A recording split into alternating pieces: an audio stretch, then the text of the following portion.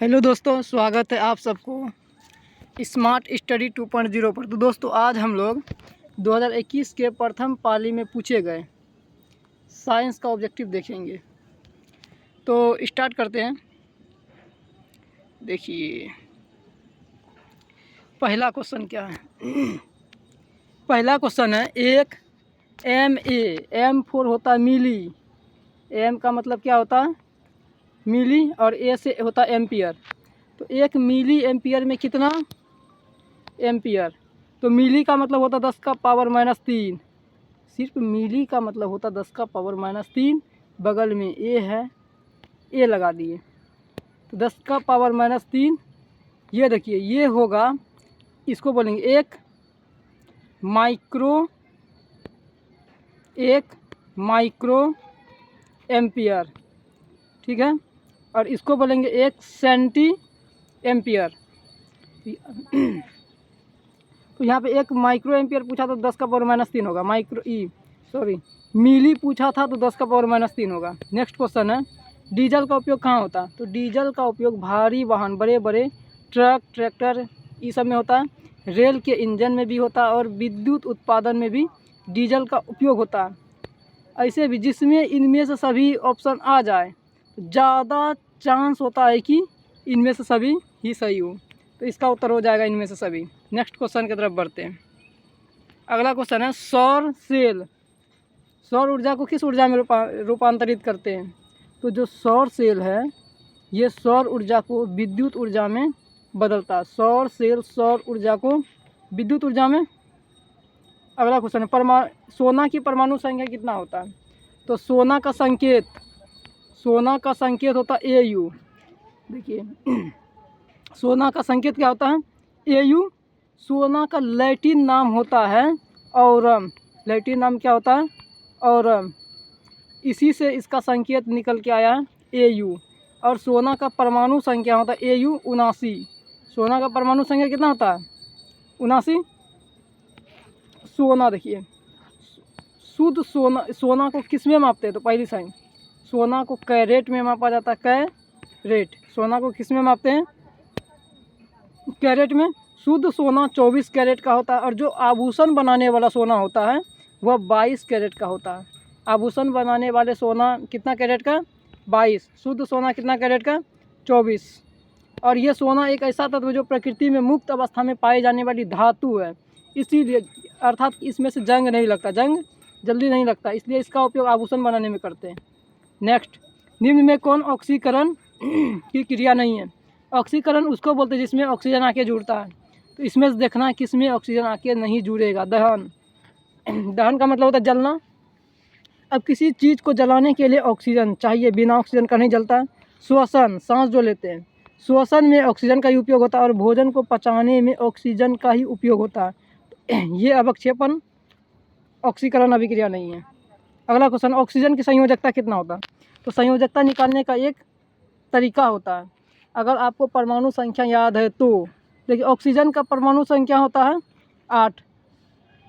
अब इसको तोड़ते हैं 2, 8, 8, 18, 18, 32 के रूप में। तो पहला में 2 कितना बच गया? 8 नहीं पूर रहा, 6 पूर रहा है ना, तो 6। अब बाहरी कक्षा में होना चाहिए 8 इलेक्ट्रॉन। 8 पुराने के लिए ये 2 लेगा, 2 इलेक्ट्रॉन लेगा। तो संयोजकता उसको बोलते हैं बाहरी कक्षा, यानी कि अष्टक पुराने के लिए जितना इलेक्ट्रॉन लेता है या देता है, या जितने इलेक्ट्रॉन की साझेदारी करता है उसको संयोजकता बोलते हैं। ये 2 इलेक्ट्रॉन ले रहा है तो संयोजकता 2, और जो इलेक्ट्रॉन को लेता है वो अधातु होता है, और जो इलेक्ट्रॉन को देता है वो धातु होता है। तो ऑक्सीजन पूछता क्या है? तो ऑक्सीजन अधातु है, ऑक्सीजन का संकेत O होता है। अब संयोजकता 2।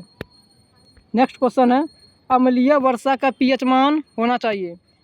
जब वर्षा का pH मान 5.6 से कम हो जाता है तो उसको अम्लीय वर्षा बोलते हैं। यानी कि अम्लीय वर्षा का pH मान कितना होता है? 5.6 से कम। देखिए, जो क्षार होता है, क्षार का pH मान 7 से अधिक होता है। अम्ल का pH मान 7 से कम होता है। और जो उदासीन विलयन होता है,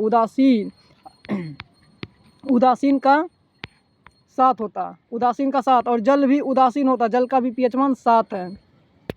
बढ़ते अगला क्वेश्चन, चींटी के डंक में कौन सा अम्ल पाया जाता है?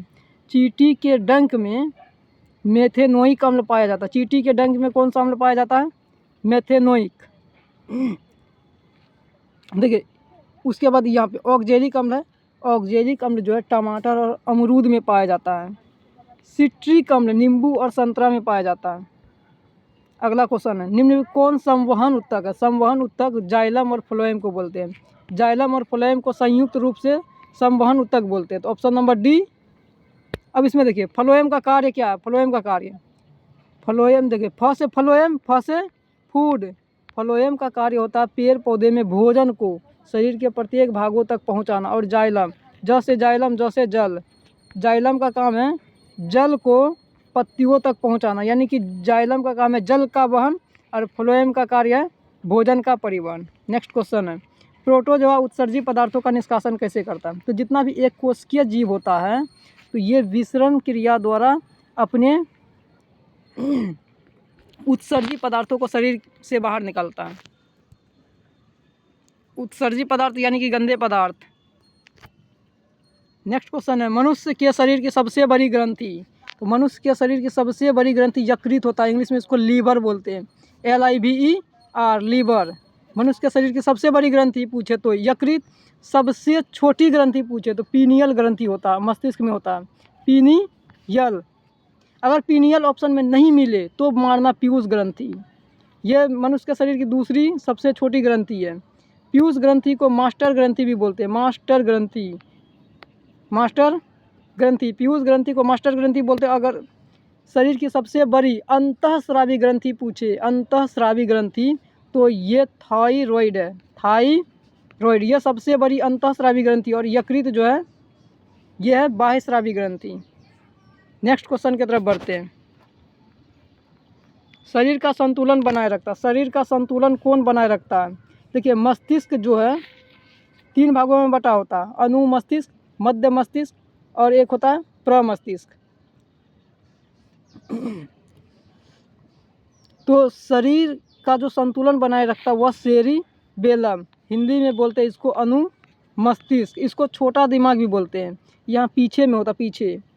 शरीर का संतुलन सेरिबेलम बना के रखता है, इसको अनुमस्तिष्क भी बोलते हैं हिंदी में, और इसे छोटा दिमाग भी बोलते हैं, छोटा दिमाग।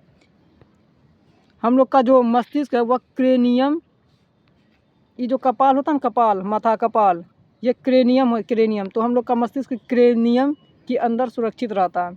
और ये जो सेरिब्रम है, मस्तिष्क का सबसे बड़ा भाग, सेरिब्रम, हिंदी में बोलते हैं प्रमस्तिष्क, प्रमस्तिष्क, मस्तिष्क, ठीक।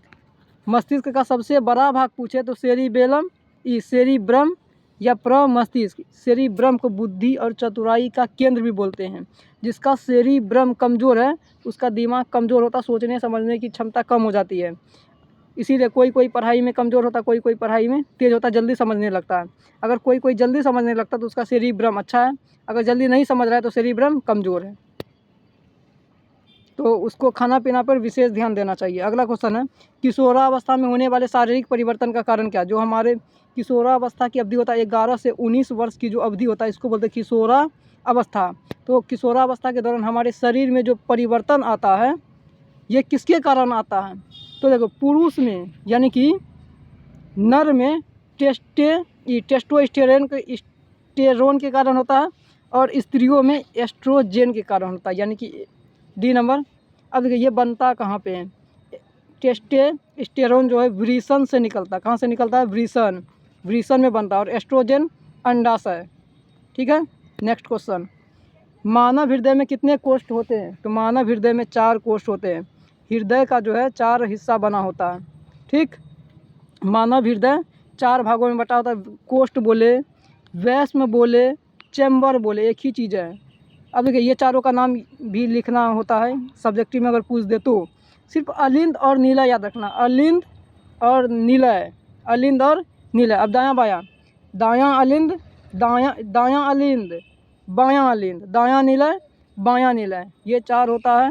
देखिए अलिंद से रक्त जो है अलिंद से हृदय के अंदर प्रवेश करता है। देखिए अ से अलिंद, अ से आना, तो अलिंद से रक्त हृदय में प्रवेश करता है, और नीलय के द्वारा रक्त शुद्ध होकर शरीर से बाहर निकलता है। देखिए, नी से नीलय, नी से निकलना, अ से अलिंद, अ से आना, और नीलय से निकलता।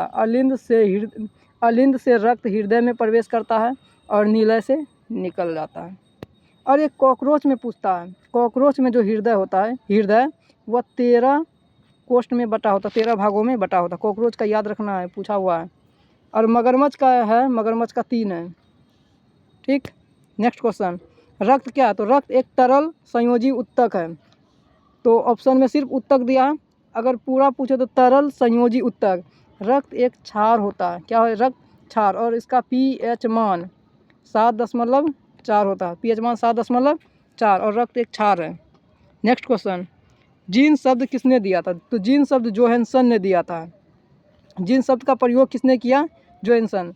और जीन देखिए, डीएनए के क्रियात्मक खंड को जीन बोलते हैं, और यही जीन के कारण आनुवांशिक गुणों का संदेश होता है। जैसे कि किसी में माता या पिता का गुण आता है, तो किसी का दादा या परदादा का गुण आता है, तो ऐसे गुण आता है। तो जीन शब्द किसने दिया था? जोहानसन।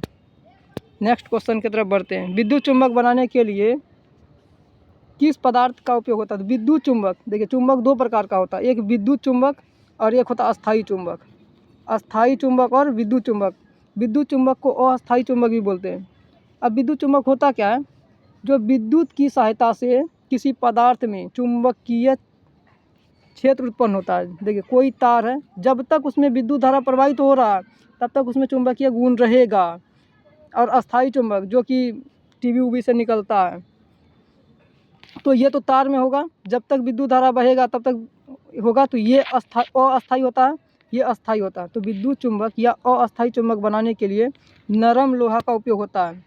विद्युत चुंबक बनाने के लिए किस प्रकार का लोहा का उपयोग होता है? नरम। और अस्थायी चुंबक पूछे, अस्थायी चुंबक बनाने के लिए इस्पात का उपयोग होता है, इस्पात। नेक्स्ट क्वेश्चन, जब किसी चालक तार विद्युत धारा प्रवाहित होती है तो गतिशील कण क्या होता है? जब किसी चालक तार में विद्युत धारा प्रवाहित होती है तो कौन सा कण आवेश को लेके जाता है? तो ये इलेक्ट्रॉन आवेश को लेकर जाता है, और आवेश के प्रवाह की दर को ही विद्युत धारा कहते हैं। जब आवेश को ले जाने का कार्य कौन करता है? इलेक्ट्रॉन। नेक्स्ट क्वेश्चन, ओम का नियम क्या होता है? V बराबर IR, ये ओम का नियम है। अगर ओम जो है ये प्रतिरोध का मात्रक होता है, और ये ओम फिजिशियन था। ठीक, नेक्स्ट क्वेश्चन है, विभवांतर का SI मात्रक क्या है? तो विभवांतर का SI मात्रक वोल्ट। विभवांतर का SI मात्रक पूछे, या विद्युत वाहक बल का SI मात्रक पूछे, या विद्युत विभव का SI मात्रक पूछे, वोल्ट होता है।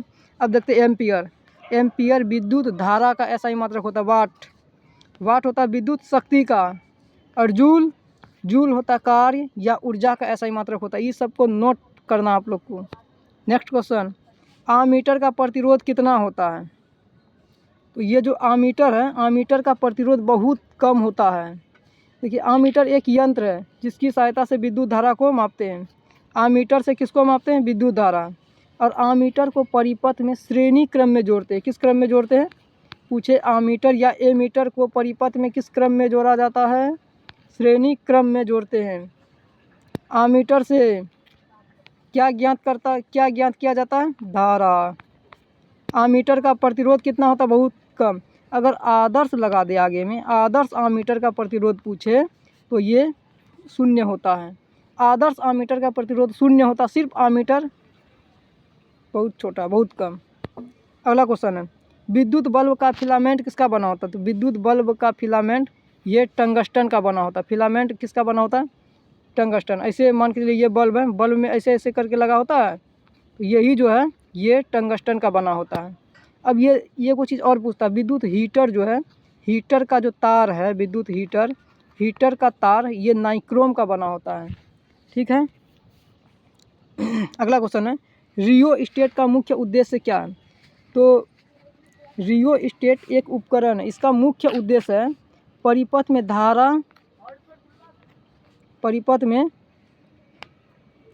धारा के प्रवाह को नियंत्रित करना, धारा के प्रवाह को नियंत्रित करना। ठीक है। अगर बहुत ज़्यादा है तो तो उसको नॉर्मल पे लेके आना, बहुत कम है तो भी नॉर्मल पे लेके जाना। तो इसमें इनमें से कोई नहीं होगा। धारा के प्रवाह को नियंत्रित करता प्रवाह, ये बोल रहे। ऑप्शन सी में से ये ऑप्शन सेम ही दे दिया जो कि होना नहीं चाहिए था। यहाँ पे ऐसा ही होना चाहिए था, धारा के प्रवाह का नियंत्रण। धारा के प्रवाह का नियंत्रण होता तो सही हो जाता, अभी नहीं है तो इनमें से कोई नहीं फिलहाल। नेक्स्ट क्वेश्चन की तरफ बढ़ते हैं। विद्युत आवेश का SI मात्रक क्या है? तो विद्युत आवेश का SI मात्रक, आवेश का कूलम होता है। आवेश का क्या होता है? कूलम। जूल देख लिए थे। कार्य या ऊर्जा का SI मात्रक है ओम। प्रतिरोध का वोल्ट। विद्युत विभव, विद्युत वाहक बल या विभवांतर का मात्रक है। नेक्स्ट क्वेश्चन है, श्वसन का अंतिम उत्पाद क्या है? हम लोग जो सांस लेते हैं तो श्वसन क्रिया के उपरांत क्या क्या बनता है? तो देखिए, ऑक्सीजन जो लेते हैं उसके बाद क्या होता है? कार्बन डाइऑक्साइड बनता है, ये आपको पता होगा। H2O भी बनता है, जल। ये गंदा पदार्थ है, ठीक है। उसके बाद ऊर्जा भी बनता है। ये दोनों गंदा पदार्थ है, हम लोग के लिए हानिकारक होता है ये दोनों, इसलिए इन दोनों को शरीर से बाहर निकाल देते हैं। ऊर्जा उपयोगी है, इसलिए ऊर्जा को रख लेते हैं, ठीक है। अगला क्वेश्चन, दांत की सबसे ऊपरी परत। तो दांत की सबसे ऊपरी परत होता है इनामेल, और ये पूरे शरीर का सबसे कठोरतम भाग है। मानव शरीर का सबसे कठोर भाग पूछे तो इनामेल होता है। इनामेल कहाँ पाया जाता है? तो दांत की ऊपरी परत में। और एक वयस्क मनुष्य में 32 दांत होते हैं। एक वयस्क मनुष्य में कितने दांत होते हैं? 32। इसमें 20 दांत अस्थायी होता है। 20 अस्थायी होता है जो कि टूटता है, इसको दूध का दांत भी बोलते हैं। और 12 दांत अस्थायी होता है जो कि कभी नहीं टूटता, बूढ़ा में हो सकता है टूट जाए। उसके बाद अगला क्वेश्चन, मानव आहार नाल का सबसे लंबा भाग है। तो मानव आहार नाल का सबसे लंबा भाग है छोटी आंत। मानव आहार नाल का सबसे लंबा भाग क्या है? छोटी आंत। अगर ऐसा पूछे,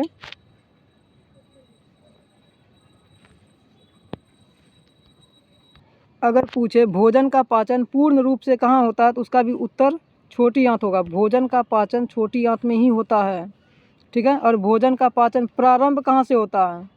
तो वह मुख गुहा से होता है, मुंह से। भोजन का पाचन मुंह से स्टार्ट होता है और छोटी आंत में जाके पच जाता है, छोटी आंत के इलियम में। नेक्स्ट क्वेश्चन की तरफ बढ़ते, पराग कोश। ये पराग कण जो है किसके अंदर पाया जाता है? पराग कण जो है ये पराग कोश के अंदर पाया जाता है। ये पेड़ पौधा में होता है, ठीक ना। पराग कण किस में पाया जाता है? पराग कोश के अंदर, ठीक। नेक्स्ट क्वेश्चन है, चालनी नलिकाएँ कहाँ पाई जाती है? तो चालनी नलिकाएँ फ्लोएम में पाई जाती है, और इसका काम है भोजन को एक स्थान से दूसरे स्थान तक पहुंचाने में मदद करता है। नेक्स्ट क्वेश्चन है, आरबीसी का जीवन काल कितना होता है? तो आरबीसी की जो जीवन अवधि होता है 120 दिन का होता है। आरबीसी का फुल फॉर्म होता है रेड ब्लड सेल। और खून का जो रक्त लाल होता है, रक्त का रंग लाल जो होता है हीमोग्लोबिन के कारण होता है।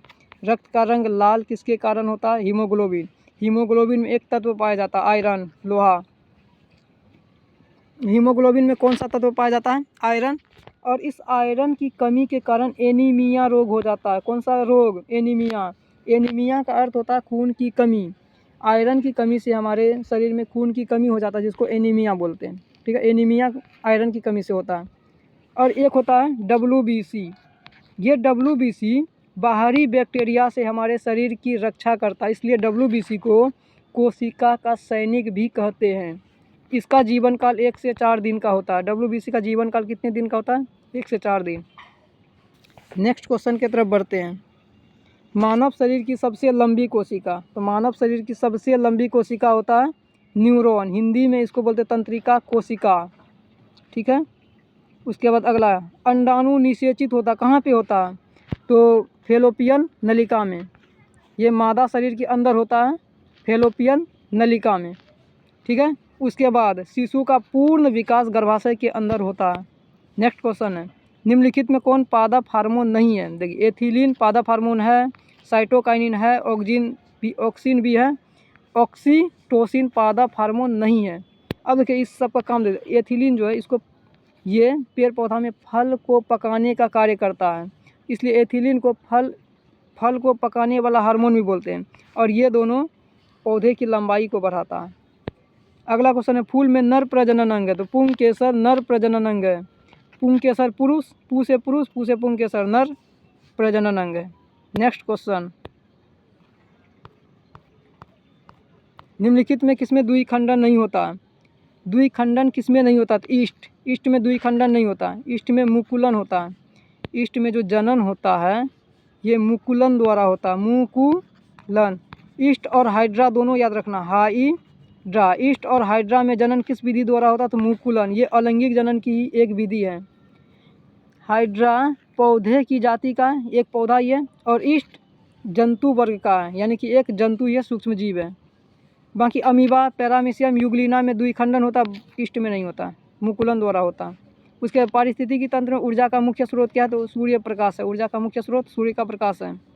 अगला क्वेश्चन, निम्नलिखित में किसे अनुवांशिकी का पिता कहते हैं? तो अनुवांशिकी का पिता ग्रेगर जॉन मेंडल। अनुवांशिकी का अर्थ होता है जो गुण जो है ना हम लोग में अपने पूर्वज से आता, अर्थात माता पिता दादा, कोई भी पूर्वज का गुण हमारे अंदर हो सकता है, यही अनुवांशिकी। तो अनुवांशिकी के बारे में सबसे पहले मेंडल ने बताया था, Gregor John Mendel.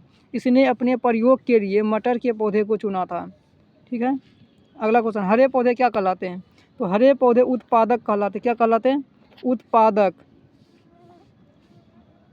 Next question है, उपभोक्ता का मतलब होता है जो हरे पेड़ पौधे को खाता या दूसरे जीव जंतु को खाता है। नेक्स्ट क्वेश्चन की तरफ बढ़ते हैं, नर युग्मक में गुणसूत्रों की संख्या कितनी होती है? तो नर युग्मक में गुणसूत्र होता 23, मादा युग्मक में भी 23। मादा युग्मक में कितना होता है? 23। और एक मनुष्य में पूछे, यानी कि मनुष्य में गुणसूत्रों की कुल संख्या कितनी होती है? 46, यानी कि दोनों का मिला के 46 गुणसूत्र होता है, अर्थात 23 जोड़ा। नेक्स्ट क्वेश्चन, ओजोन परत पाई जाती है। ओजोन परत स्ट्रेटोस्फियर में पाई जाती है। ओजोन परत कहाँ पाई जाती है? स्ट्रेटोस्फियर, हिंदी में बोलते हैं समताप मंडल। समताप मंडल में ओजोन परत समताप मंडल में पाई जाती है। ये ओजोन परत पृथ्वी को सूर्य के पराबैंगनी किरण से बचाती है। ओजोन का सूत्र होता है O3। अब ऐसे भी पूछा हुआ है कि ओजोन के एक अणु में ऑक्सीजन के कितने परमाणु हैं? कई गो ऑक्सीजन है? 3 गो है, तो 3। नेक्स्ट क्वेश्चन की तरफ बढ़ते हैं, ऐसे तत्व जो इलेक्ट्रॉनों को त्याग कर धन आयन बनाते हैं उसको क्या बोलते हैं? जो इलेक्ट्रॉन को त्याग कर धन आयन बनाते हैं उसको बोलते हैं धातु। ध से धनात्मक, ध से धातु। धातु इलेक्ट्रॉन को त्याग कर धनात्मक आयन बनाते हैं, इसलिए इसको विद्युत धनात्मक भी बोलते हैं। और अधातु जो है इलेक्ट्रॉन को ग्रहण करके ऋण आयन बनाते हैं। ठीक है, इसलिए इसको विद्युत ऋणात्मक बोलते हैं। अर्थात विद्युत ऋणात्मक करने का मतलब है अधातु से विद्युत धारा प्रवाहित नहीं होगा। विद्युत धनात्मक का मतलब इससे विद्युत धारा प्रवाहित होगा। नेक्स्ट क्वेश्चन है, लोहा पर जिंक लेपित करने की क्रिया क्या कहलाती है? तो इसको बोलते हैं गैल्वेनीकरण, हिंदी में बोलते हैं यसद लेपन। यसद लेपन। ठीक है, लोहा पर जिंक लेपित करने की क्रिया को बोलते हैं गैल्वेनीकरण या यसद लेपन। ये जिंक को इसलिए लगाते हैं ताकि जंग से सुरक्षित रह सके। नेक्स्ट क्वेश्चन की तरफ बढ़ते हैं, निम्नलिखित में कौन सहसंयोजी यौगिक है? सहसंयोजी यौगिक उसको बोलते हैं जिसमें सभी अधातु हो। तो इसमें देखिए सी में कार्बन हाइड्रोजन दोनों अधातु है, तो ये सहसंयोजी यौगिक है। इसमें ये सोडियम पहला धातु है और दूसरा क्लोरीन अधातु है। जिसमें धातु और अधातु दोनों रहे उसको बोलते हैं आयनिक यौगिक या वैद्युत संयोजक यौगिक।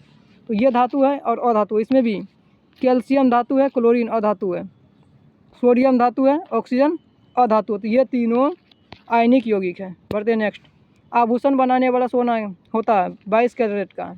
आभूषण बनाने वाला सोना कितना कैरेट का होता है? 22। और पूछे स्वर्ण आभूषणों की शुद्धता जांच करने के लिए किस मानक चिन्ह का उपयोग किया जाता? तो हॉलमार्क का उपयोग किया जाता है। ठीक ना। नेक्स्ट क्वेश्चन की तरफ बढ़ रहे हैं। अगला क्वेश्चन है, निम्नलिखित में कौन उत्कृष्ट तत्व है? देखिए इसका नाम 2-3 गो है। उत्कृष्ट पूछे, निष्क्रिय पूछे, निष्क्रिय या अक्रिय पूछे या एकल परमाणु पूछे। एकल परमाणु एक ही बात है। निष्क्रिय, अक्रिय, उत्कृष्ट या एकल परमाणु आर्गन। 6 गो है, 6 मुख्य रूप से याद रखना है। हीलियम है, उसके बाद सेकेंड नियोन, उसके बाद है आर्गन, क्रिप्टन, जेनॉन, उसके बाद रेडॉन। ये 6 का नाम याद रखना। नेक्स्ट क्वेश्चन है, ताम्र अर्थात तांबा एवं टीन के मिश्र धातु को क्या बोलते हैं? तांबा और टीन के मिश्र धातु को कांसा बोलते हैं, ठीक है। और कॉपर और जिंक अर्थात तांबा और जिंक के मिश्र धातु को पीतल बोलते हैं। सीसा और टीन के मिश्र धातु को सोल्डर बोलते हैं, ठीक है। Next question, plaster of Paris का रासायनिक सूत्र क्या होता है? CaSO4 इंटू हेमी हाइड्रेट होता है, ठीक है। तो CaSO4 इंटू हाफ जल होता है। प्लास्टर ऑफ पेरिस का रासायनिक सूत्र क्या होता है? CaSO4 इंटू हाफ जल। ये होता है जिप्सम का सूत्र। CaSO4 इंटू 2H2O होता है जिप्सम। देखिए प्लास्टर ऑफ पेरिस जो है जिप्सम से ही बनाया जाता है। देखिए दोनों का सूत्र सेम है, सिर्फ यहाँ 2 जल है तो यहाँ हाफ जल है, बाकी सब चीज़ सेम है। तो प्लास्टर ऑफ पेरिस को किससे बनाया जाता है? जिप्सम से। अगला क्वेश्चन, अम्ल और क्षार आपस में अभिक्रिया करके क्या बनाते हैं? तो अम्ल और क्षार आपस में अभिक्रिया करके लवण और जल बनाता है। क्या बनाता है? लवण और जल। एक मिल गया ऑप्शन में, तो सी। और इस अभिक्रिया को उदासीनीकरण अभिक्रिया कहते हैं। जब अम्ल और क्षार के बीच अभिक्रिया होती है तो लवण और जल बनती है। इस अभिक्रिया को उदासीनीकरण अभिक्रिया कहते हैं, ठीक है। नेक्स्ट क्वेश्चन, बूझा हुआ चूना का सूत्र क्या है? तो बूझा हुआ चूना CaOH का होल 2 होता है, कैल्शियम हाइड्रोक्साइड। ये होता है कली चूना का सूत्र। ये संगमरमर, चूना पत्थर या खरिया चौक इसका सूत्र होता है, ठीक है। ये तो कैल्शियम धातु है। नेक्स्ट क्वेश्चन, निम्नलिखित कौन भस्म नहीं है? भस्म नहीं है तो यहाँ पे देखिए, धातु का ऑक्साइड तो भस्म होता है, क्षार जिसको बोलते हैं। ये लास्ट में OH देखना, जिसका लास्ट में OH है वो हो जाएगा भस्म। COOH होगा, ये भी ध्यान रखना, अगर लास्ट में COOH होगा तो वो अम्ल होता है। यहाँ पे OH है, ठीक है। नेक्स्ट, ये सोडियम कार्बोनेट भस्म होता है। ये देखिए ये लवण है, NaCl एक लवण होता है, ठीक ना। तो इसका उत्तर कौन भस्म नहीं है? तो ये वाला नहीं है। नेक्स्ट, कौन जस्ता का यस्क है? जस्ता यानी कि जिंक ब्लेंड जस्ता का यस्क है। ये सीना बार यानी कि इसको लिखते हैं सीने बार होता है, सीने बार। ये सीने बार पारा का यस्क है। मरकरी, बॉक्साइट, ये जो बॉक्साइट है ये एल्यूमिनियम का होता है। ये सोडियम क्लोराइड यानी कि नमक का सूत्र है। ये सोडियम का अयस्क है, ठीक है। नेक्स्ट क्वेश्चन है, सिलिकॉन है। तो सिलिकॉन एक उपधातु है। सिलिकॉन क्या है? उपधातु। और सौर सेल में किस तत्व का उपयोग किया जाता है? पूछे तो सिलिकॉन का ही उपयोग किया जाता है। संकेत होता है SI, परमाणु संख्या पूछे 14। नेक्स्ट क्वेश्चन, एल्कोहल में कौन उपस्थित? देखिए ये क्वेश्चन मिस्टेक है, ऐसे होना चाहिए। एल्कोहल में कौन उपस्थित नहीं होता है? एल्कोहल में कौन उपस्थित नहीं होता है? देखिए एल्कोहल का सूत्र ये होता है C2H5OH। एथिल एल्कोहल को ही एल्कोहल भी बोलते हैं। देखिए कार्बन है, हाइड्रोजन है और ये ऑक्सीजन है। कार्बन हाइड्रोजन ऑक्सीजन है, ये है ऑक्सीजन भी है हाइड्रोजन भी है, तो ये नाइट्रोजन नहीं है। तो ऐसे ही होना चाहिए, अल्कोहल में कौन सा तत्व उपस्थित नहीं होता है? तो नाइट्रोजन नहीं होता है। उसके बाद अगला है, मेथेनोइक अम्ल का सामान्य नाम क्या है? तो मेथेनोइक अम्ल का सामान्य नाम है फॉर्मिक अम्ल। मेथेनोइक अम्ल का सूत्र पूछे या फॉर्मिक अम्ल का तो HCOOH होता है, ठीक है। नेक्स्ट क्वेश्चन, स्वपोषी पोषण के लिए क्या आवश्यक है? तो स्वपोषी पोषण के लिए क्लोरोफिल, सूर्य का प्रकाश, कार्बन डाइऑक्साइड और जल, ये सभी चाहिए। तभी ऊपर में बोले थे जिसमें इनमें से सभी आ जाए और आपको याद नहीं है तो इनमें से सभी को ही टिक करना है। देखिए यहाँ पे क्लोरोफिल का रंग हरा होता है और इसी के वजह से पेड़ पौधा भी हरा दिखता है। क्लोरोफिल के अंदर मैग्नीशियम तत्व पाया जाता है, ये भी याद रखना। क्लोरोफिल के अंदर कौन सा तत्व पाया जाता है? मैग्नीशियम। क्लोरोफिल की अनुपस्थिति, इनमें से कोई भी एक चीज़ अनुपस्थित है तो भोजन का निर्माण नहीं होगा। नेक्स्ट क्वेश्चन की तरफ बढ़ रहे हैं। मैग्नीशियम पाया जाता, आ ही गया ना, मैग्नीशियम क्लोरोफिल के अंदर पाया जाता है। नेक्स्ट क्वेश्चन, तैलीय कागज़ क्या होता है? अगर कागज़ में तेल लगा दे तो क्या होता है? देखिए प्रकाश के गमन के आधार पर पदार्थ 3 प्रकार के होते हैं। प्रकाश के गमन के आधार पर पदार्थ कितने प्रकार के होते हैं? 3। पारदर्शी, अपारदर्शी और पारभासी होता है, ठीक है। अब देखिए पारदर्शी उसको बोलते हैं जिसके आर पार प्रकाश चले जाता है। देखिए जिस पदार्थ के आर पर प्रकाश जाता है उसी पदार्थ के आर पर हम लोग भी देख पाते हैं। और अपारदर्शी उसको बोलते हैं जिस पदार्थ के आर पर प्रकाश नहीं जाता है। पारभासी उसको बोलते हैं जिस पदार्थ के आर पर प्रकाश का कुछ ही अंश जाता है, इसलिए हम लोग को धुंधला दिखाई देता है क्योंकि प्रकाश ठीक से नहीं गया। तो कागज़ में तेल लगा दे तो उसके आर पार धुंधला दिखाई देगा, तो पारभाषक हो जाएगा पारभासी। नेक्स्ट, लेंस द्वारा उत्पन्न आवर्धन का SI मात्रक क्या होता है? देखिए, आवर्धन का SI मात्रक नहीं होता, ये मात्रक विहीन होता है। आवर्धन का कोई भी SI मात्रक नहीं होता, मात्रक लेस होता है, यूनिट लेस। अगला क्वेश्चन है, प्रकाश की चाल विभिन्न माध्यमों में होती है। तो प्रकाश की चाल अलग अलग माध्यम में अलग अलग होता है, विभिन्न माध्यमों में भिन्न भिन्न होती है। जैसे प्रकाश की चाल सबसे अधिक पूछे तो निर्वात में। प्रकाश की चाल सबसे अधिक किस में होती है? निर्वात। कितना होता है? 3×10⁸ मीटर प्रति सेकेंड। ठीक है। नेक्स्ट क्वेश्चन, वायु में प्रकाश की चाल निर्वात की अपेक्षा थोड़ा सा कम होता है। वायु में जो प्रकाश की चाल होता है वह निर्वात की अपेक्षा थोड़ा सा कम, क्योंकि निर्वात किसको बोलते हैं? वायु रहित स्थान को निर्वात बोलते हैं। जहाँ वैसा स्थान जहाँ पे कुछ भी नहीं हो, वायु भी नहीं हो, उसको निर्वात बोलते हैं। ठीक ना। वायु रहित स्थान को क्या बोलते हैं? निर्वात। वायु में जब प्रकाश आएगा तो वायु के द्वारा थोड़ा सा उसमें उसकी चाल में स्पीड में कमी आएगा, और निर्वात में वायु भी नहीं है, कुछ भी नहीं है, तो प्रकाश डायरेक्ट आएगा। इसीलिए वायु की निर्वात की अपेक्षा वायु में प्रकाश की चाल थोड़ा सा कम होता है। Option number A. लेंस में मुख्य फोकस की संख्या कितना होता है? तो लेंस में मुख्य फोकस की संख्या 2 होता है, लेंस में 2। उसके बाद लेंस कितने प्रकार के होते हैं? तो ये भी 2 प्रकार के होते हैं, उत्तल लेंस, अवतल लेंस। उत्तल लेंस को अभिसारी लेंस भी बोलते हैं और अवतल लेंस को अपसारी लेंस बोलते हैं, अवतल अपसारी। नेक्स्ट, विद्युत का अच्छा चालक कौन है? तो चांदी। विद्युत का सबसे अच्छा चालक कौन होता है? चांदी। यहाँ देखिए, इसको इसमें ऑप्शन देने का लूर भी नहीं हुआ। जैसे लकड़ी में विद्युत धारा प्रवाहित हो भी नहीं करता, तो इसको नहीं चुनना। प्लास्टिक में भी नहीं होता, कार्बन में भी नहीं होता है। कांच ऐसा देता, लोहा, तांबा, सोना, चांदी, तो चांदी होता। सबसे अच्छा चालक विद्युत का चांदी होता है। ये तो यहाँ पे ऑप्शन गलती दिया, मतलब अजीब दिया, ऐसा दिया कि अनपढ़ो चांदी में लगा के आता है। अगला क्वेश्चन है, शुष्क सेल में ऋण इलेक्ट्रोड बना होता है। तो शुष्क सेल में जो ऋण इलेक्ट्रॉन है ये जस्ता का बना होता है। ऋण इलेक्ट्रोड किसका बना होता है? जस्ता का। और एक ऋण इलेक्ट्रोड होता है, एक धन इलेक्ट्रोड होता है। धन इलेक्ट्रोड कार्बन का बना होता है। कार्बन में भी किसका? ग्रेफाइट। ठीक है। देखिए, ऋण इलेक्ट्रोड को कैथोड बोलते हैं, ऐसे ही पूछ सकता है ना। ऋण इलेक्ट्रोड को क्या बोलते हैं? कैथोड। तो शुष्क सेल में कैथोड किसका बना होता है? तो जस्ता का। और धन इलेक्ट्रोड को बोलते हैं एनोड। एनोड किसका बना होता है? कार्बन अर्थात ग्रेफाइट। नेक्स्ट क्वेश्चन, 1 जूल कितना के बराबर होता है? 4.18 के बराबर होता है। 8 कैलोरी। इसको ऐसे भी लिख सकते हैं, अगर 8 को हटाना चाहे तो ये 5 से बड़ा है तो 4.2 कैलोरी। ठीक, कैलोरी। अगर पूरा मान पूछे तो 4.186 कैलोरी होता है। नेक्स्ट,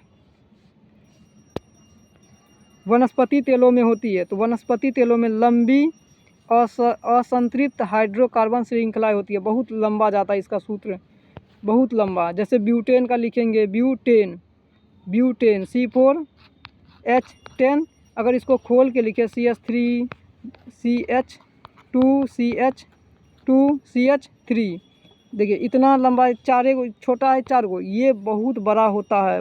इसे लंबी असंतृप्त हाइड्रोकार्बन श्रृंखला, कार्बन और हाइड्रोजन है इसीलिए। नेक्स्ट क्वेश्चन है, ब्यूटेन के कितने समावयवी संभव है? ब्यूटेन के 2 होता है, एक होता नॉर्मल ब्यूटेन, एक होता आइसो ब्यूटेन। जैसे ब्यूटेन का सूत्र लिखते हैं C4H10। देखिए butane CH3 dot E dash CH2 CH3 carbon 1 2 3 4 carbon है, हाइड्रोजन 3 2 5 5 2 7 3 10। ठीक है। अब देखिए इसको बोलते हैं नॉर्मल ब्यूटेन, और एक होता है, इसको यहाँ पे नहीं लिख के, एक होता है आइसो। अब सीधा नहीं लिख के इसको कर देते नीचे कहीं भी, यहाँ नहीं, यहाँ पे बीच में CH3, इसको बोलते हैं आइसो ब्यूटेन। ये भी ब्यूटेन है और वो भी ब्यूटेन ही था, वो सीधा था नॉर्मल ब्यूटेन, ये नीचे कर दिया बीच में, इसको बोलते हैं आइसो ब्यूटेन। तो 2 समावयवी है। समावयवी उसको बोलते हैं जिसका संरचना सूत्र समान, ये अनुसूत्र समान किंतु संरचना सूत्र अलग अलग। एक सीधे गया संरचना बनाई तो एक सीधा था, और दूसरा का बनाए तो एगो बीच में निकल गया था नीचे टहनी के रूप में। तो संरचना सूत्र दोनों का सेम ही था, दोनों में कार्बन 4 और हाइड्रोजन 10 ही था, लेकिन अणुसूत्र दोनों का सेम था लेकिन संरचना सूत्र अलग अलग था। नेक्स्ट क्वेश्चन, मेंडलीव के आवर्त नियम में तत्व वर्गीकरण का आधार क्या है? जो मेंडलीव अपना आवर्त सारणी बनाया था किस आधार पे तत्व को रखा था? तो परमाणु द्रव्यमान के बढ़ते क्रम में रखा था। अभी जो आधुनिक आवर्त सारणी है ये आधुनिक आवर्त सारणी के जनक हैं मोसले। मोसले कोई कोई मोसले बोलता है और कोई कोई मोजले बोलता है, तो दोनों नाम याद ध्यान में रखना, मोसले या मोसले मोजले। तो आधुनिक आवर्त सारणी परमाणु संख्या के आधार पे बनाया गया। अगला क्वेश्चन है, अमोनिया में नाइट्रोजन और हाइड्रोजन, यहाँ पे हाइड्रोजन होगा, हाइड्रोजन के परमाणुओं की संख्या का अनुपात। तो अमोनिया का सूत्र होता है NH3। क्या बोला? नाइट्रोजन और हाइड्रोजन। तो नाइट्रोजन कितना है इसमें? पहले नाइट्रोजन बोला है 1 अनुपात और हाइड्रोजन है 3, तो 1:3, ऑप्शन नंबर डी। अगर हाइड्रोजन और नाइट्रोजन पूछता तो 3:1 होता है। नेक्स्ट, निम्न में कौन कमरे के तापक्रम पर द्रव है? ये एथाइन नहीं, एथेनॉल यानी कि शराब होता है। ये कमरे के ताप पर द्रव अवस्था में होता है। शराब तो द्रव ही है ना, लिक्विड। नेक्स्ट क्वेश्चन, सिरका में कौन सा अम्ल पाया जाता है? तो सिरका में एसिटिक अम्ल पाया जाता है। ये हाइड्रोक्लोरिक अम्ल हमारे पेट में पाया जाता है। ये गंधका अम्ल, इसको सल्फ्यूरिक अम्ल बोलते हैं, H2SO4, इसको बैटरी अम्ल बोलते हैं। और ये जो फॉर्मिक अम्ल है ये चींटियों के डंक में पाया जाता है। चींटी के डंक, नेटल के डंक, मधुमक्खी के डंक में यही अम्ल पाया जाता है। नेक्स्ट क्वेश्चन, निम्नलिखित में कौन कार्बन के अपर रूप हैं? अपर रूप का उसको बोलते हैं जो एक ही तत्व के अनेक रूप होते हैं। जब एक ही तत्व अनेक रूपों में पाए जाते हैं तो उसको बोलते हैं अपर रूप।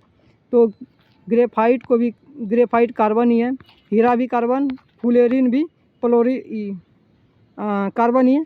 यहाँ पे इनमें से सभी होना चाहिए था, इनमें से सभी, ये सभी कार्बन के अपर रूप हैं। अगला क्वेश्चन, एक अणुसूत्र परंतु विभिन्न सूत्र वाले यौगिक क्या कहलाते हैं? एक अणुसूत्र है लेकिन विभिन्न सूत्र वाले, उसको बोलते हैं समावयवी। वही जो ऊपर में था समावयवी, ब्यूटेन के 2 समावयवी था। अगला क्वेश्चन है, दाढ़ी बनाने के लिए किस दर्पण का उपयोग होता है? दाढ़ी बनाने के लिए अवतल दर्पण, इसलिए इसको हजामती दर्पण भी बोलते हैं।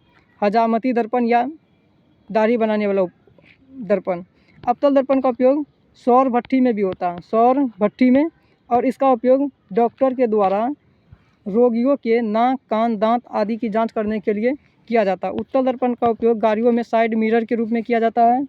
और रोड के बगल जो पॉल होता है, पॉल में जो बॉल होता है, बॉल में भी उत्तल दर्पण का उपयोग होता है। और समतल दर्पण का उपयोग चेहरा देखने में करते हैं। नेक्स्ट क्वेश्चन, श्वेत प्रकाश वर्णक्रम में किस रंग की किरण का विचलन सबसे अधिक होता है? तो विचलन सबसे अधिक बैगनी। देखिए, विचलन पूछे या झुकाव पूछे या अपवर्तनांक पूछे, एक ही बात है। विचलन सबसे अधिक किसका होता है? तो बैगनी। झुकाव सबसे अधिक बैगनी, अपवर्तनांक सबसे अधिक तो बैगनी। ठीक है, अब यहीं पे सबसे कम चलते हैं। विचलन सबसे कम किसका होता है? लाल का। अपवर्तनांक सबसे कम किसका होता है? लाल का। झुकाव सबसे कम किसका होता है? लाल का। ये क्यों होता है? अब आते हैं इस पर। क्योंकि लाल रंग का तरंग दैर्ध्य सबसे अधिक होता है, बैगनी का तरंग दैर्ध्य सबसे कम होता है, इसीलिए इसका अपवर्तनांक सबसे अधिक है, विचलन सबसे अधिक है और झुकाव सबसे अधिक है। देखिए ना, बैगनी सबसे नीचे होता है जब प्रिज्म में से गुजारते श्वेत प्रकाश को, और लाल सबसे ऊपर होता है। लाल का झुकाव सबसे कम है ना। नेक्स्ट क्वेश्चन है, समतल दर्पण की फोकस दूरी कितनी होती है? समतल दर्पण की फोकस दूरी अनंत होती है। समतल दर्पण की वक्रता त्रिज्या भी पूछे तो भी अनंत होता है। नेक्स्ट, अवतल दर्पण के सामने वस्तु को कहाँ रखा जाए ताकि प्रतिबिंब उल्टा, वास्तविक और समान। देखिए, ये उत्तल दर्पण है और ये होता P ध्रुव, ये होता F और ये इधर होता C। अगर वस्तु को C पे रखे तो उसका प्रतिबिंब भी वक्रता केंद्र पर ही बनेगा, ठीक। और ये बनता वास्तविक उल्टा वस्तु के बराबर C पर। ये होता C, किधर गया? C वक्रता केंद्र। अगर देखिए वस्तु को ध्रुव पर रखेंगे तो इसका प्रतिबिंब आभासी, सीधा और वस्तु के बराबर होता है।